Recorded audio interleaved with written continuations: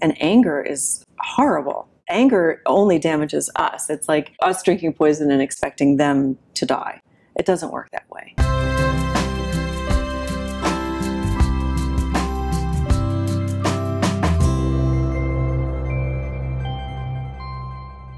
So every marriage is different, and as a result, every divorce is different. What's the best way that we can help people navigate getting through it quickly and cleanly? The advice I would give to everyone is to educate yourself.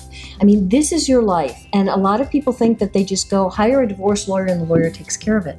That's not how it works. The lawyer doesn't know you, the lawyer doesn't know your family, so it's really important that you take ownership of your own divorce process, educate yourself, and understand what you're going through. And today, there's more than one way to go through a divorce. I mean, it's not like 50 years ago where you went to the lawyer, you filed in court, you fought like crazy, and eventually the case was over. That's not how you have to do it today. There's mediation, there's negotiation, there's collaborative divorce. You can arbitrate parts of your divorce. You can litigate, you can fight, or you cannot fight. So you need to know what those choices are in order to be able to make the best choice that is going to work for you and for your family. Because the truth is, how you go through your divorce matters. It makes a huge difference in where you end up after the divorce and how prepared you are to start your life afterwards. And from a legal standpoint, that's definitely it. What about the emotional side? I think that there's a couple of things to look at. When we actually say we're divorced, now we're completing the past and we're moving to looking and creating a future for ourselves.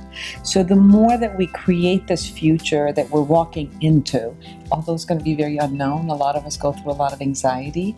It's scary to walk out some place that we've never been before, especially if we've been in a marriage for a long time. We've built our identity around that marriage and with the other person. So sometimes I don't even know who I am without that person. So the setting up the future, it becomes very, very important.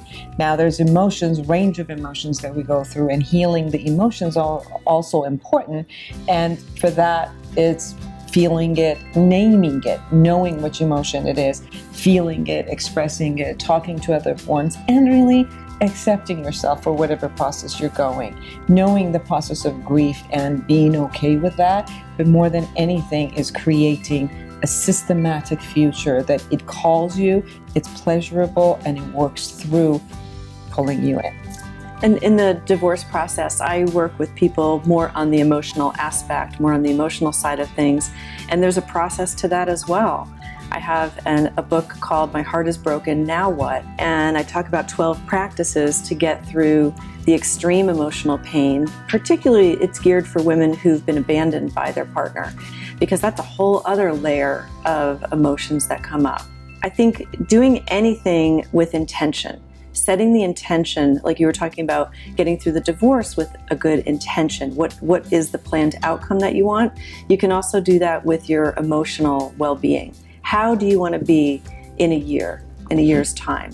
You know, do you want to feel whole and balanced and complete, or at least on the way to being complete? Or are you just going to remain as a victim or in anger? And anger is horrible. Anger only damages us. It's like drinking poison and expecting them to die. It doesn't work that way. Anger is extremely toxic. So there are practices that we can do to get through it. Well, I think, Karen, like you mentioned, how you go through the divorce is really key. It will definitely impact your future, because if you're not going to take time to unpack those bags, nobody gets out of a divorce unscathed. Whether you wanted it, or it came as a total shock to you, or you saw it coming, nobody gets out unscathed. And especially if you were the one who did not want the divorce, a lot of times those people tend to feel like they are a victim.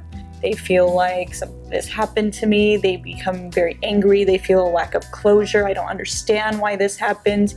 And especially if there's children involved, they tend to start using their children as a way to control their ex-spouse or to manipulate their ex-spouse or get back at them.